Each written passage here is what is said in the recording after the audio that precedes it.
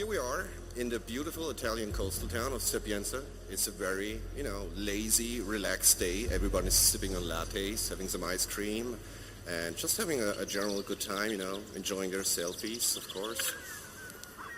Except for one guy, right? No, he doesn't like cameras. Nah, and he has a very different agenda. So we are on the hunt for Chef Marcello. And since he's working as a chef, he will probably be in this big villa, right? So we activate instinct. We saw him back there, so he's actually in there. And now it's up to us to find a way inside. I can't let you through looking like that. And I don't know why. He's a very stylish guy. Big surprise. It looks like $1 million working. So let's find something else.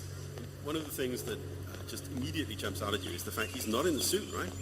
I mean, obviously if you want to, you can have him wear the suit, but what would he wear if he was in a hot place?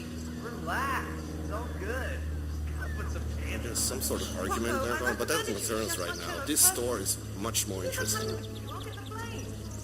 But oh snap, it does need a card, and we don't have that card on us. No. Or anything else that could open the door, like a crowbar or a breaching charge. Or a lockpick. Breaching charge, man. Yeah.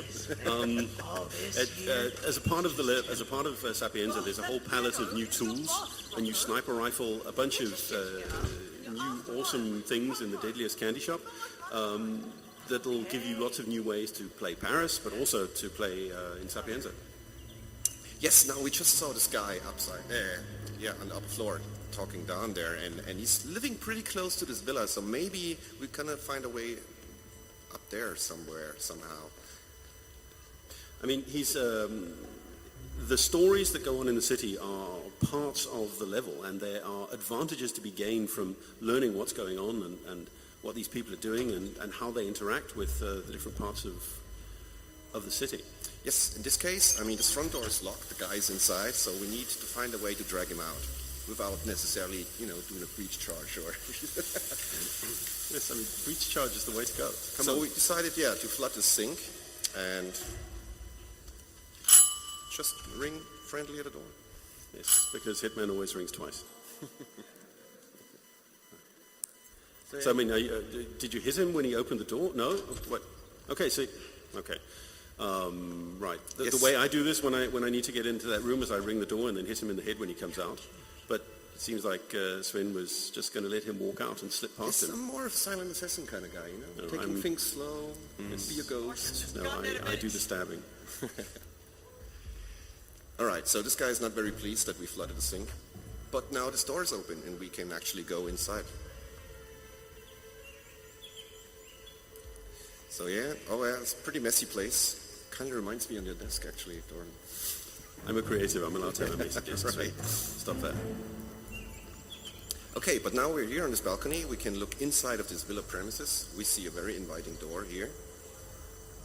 And, I mean, also one of the things that we're seeing here is the way that we approach level design, more top level for a place like Sapienza. We think about it as places without dead ends. This idea that you never get to a point where you are forced to turn back because there is no way to proceed. There is always a way to proceed. It might be challenging. You might need to swap disguises or have a breaching charge or a shotgun or something, but you can always move forward. And the whole level, even though it is really, really dense and rich, is a series of these loops. So the goal was to make sure that you never ended up in a dead end. There was always a way to move on. And now we're actually inside. We're inside the kitchen where, the chef usually resides.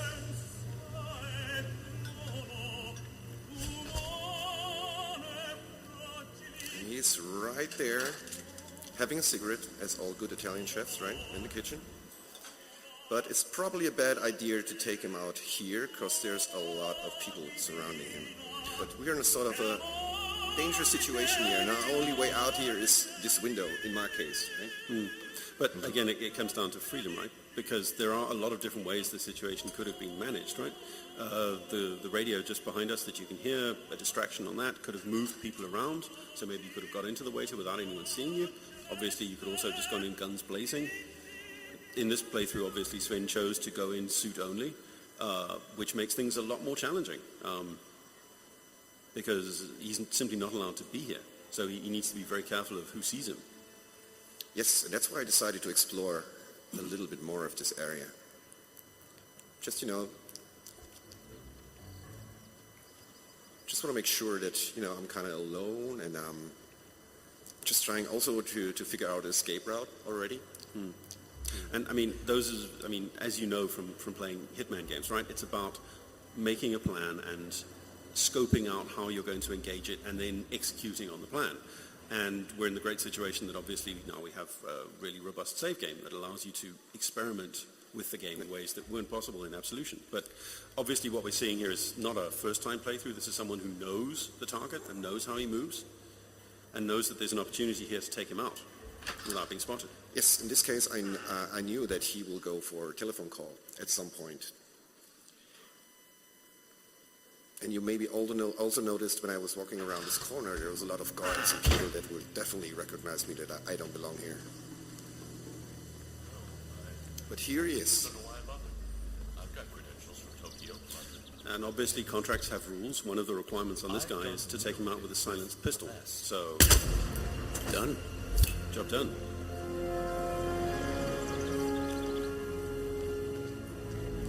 Right. So what also ties into the scoring is, of course, get rid of the evidence. So we need to hide his body. And as I mentioned earlier, there was a couple of guards around the corner. So in order to move a little bit more freely around this area, we decided to take the chef's disguise. That guy is just having the voice break. Because everyone likes a chef, right? Well, nobody notices a chef, right? That's the big change that we made to the way disguises work. Those of you who've played it in Paris obviously know this already. We went from being the like-to-like enforcement, where anyone who was dressed like a chef would know you weren't a chef, to something that was more narratively founded. Oops. Who would know that this guy was a chef? Rookie mistake here. So you really have to be careful when you infiltrate an area like that, because there are security cameras, and in case they spot you, you need to find the videotapes and destroy the evidence as well. Otherwise, your score goes down. And that's obviously what we do in story mode. It's a scoring factor, which is obviously super important if you're trying to get the highest possible score on a contract like this. But in escalations, we actually take cameras and turn them into a challenge in their own right. Like if you get spotted by a camera, you've got to delete the tapes within 2 minutes, or the game ends. But the really great thing about disguises is you get the ability to move around in spaces as if you belonged there. Mm-hmm. Really great sense of kind of stalking. It's also very important that you explore your surroundings. You can see there's a couple of very useful tools that can be used in various ways. But mostly for killing, obviously. And as you can see here, there's a little drop down that might be a good way to get out of here. But we have a little problem. There's a couple of guards spotting us out, and this guy is actually coming up to us. So we need to think of something.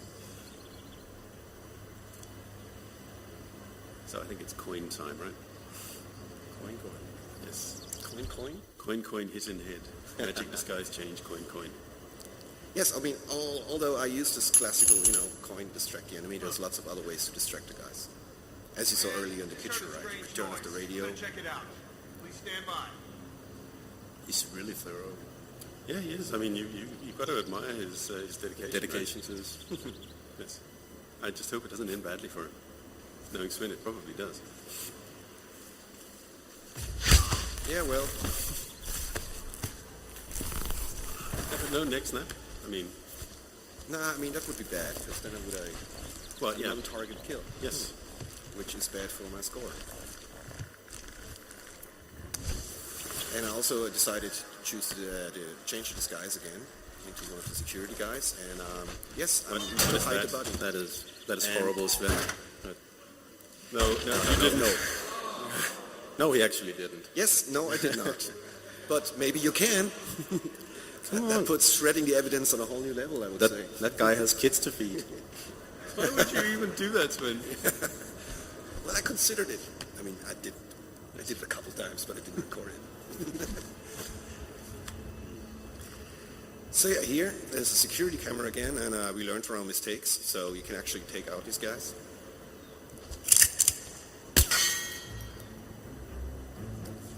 In this specific case, of course we took it out now, but we already recorded, so you would have needed to search the room with the videotapes. Also, we need to hurry up a little here, because time is also a factor that goes into the contract, right, Tom? Well, yeah, I mean, we kept the same basic design philosophy from Contracts Mode and Absolution, which was if you did the contract according to the rules, how and specific disguises and specific weapons, then time was a factor. But if you weren't following the rules, it didn't matter how fast you went. So you need to do what the creator did, and better, and ideally also faster. Yeah. Here we are at the beach. Probably recognize this little crocodile floaty there. What is he doing? He's a street mime, so I think he's on the top of everyone's kill list. Worst disguise in the world. Everyone tries to kill you on sight. Yes. Yes, you can see here we have all sorts of little shops you can actually go into, and they may or may not have a tie to certain storylines. But I mean, just walking around and exploring the level like this, it's got nothing to do with the main story. It's looking at all of the different things, like the scooter we walk past there. I mean, that's an accident waiting to happen. If you've got the right tool to sabotage it with, then it's a question of luring the right target over to it and then blowing it up. And then you've got a challenging murder mystery for someone else to try and figure out. Yeah. And gas lines and God knows what. This city is a health and safety disaster. Yeah. But also you can see this whole idea of avoiding dead ends, right? Whenever you get to a point where you think you're blocked off by something, it's actually a little gameplay puzzle to move on. And I think you can also see there's a vast and huge difference to Paris. This is a whole new ballgame, and this is actually something we're really aiming for, that we're going to deliver something really different with every episode. And that's different in terms of story, in terms of place, in terms of the gear that you can unlock and take back to other levels to play with, just really expanding the world as we move around. Yeah. And we kind of finished as we started. As I was saying, I'm not giving away all the secrets of this contract. There's actually another guy that lives up there. I think I activated Instinct here. Yeah, you can see it living upstairs. And one of those modifiers is actually, in order to do this contract the proper way, I would have needed to take this guy out first, because one of the modifiers is I need to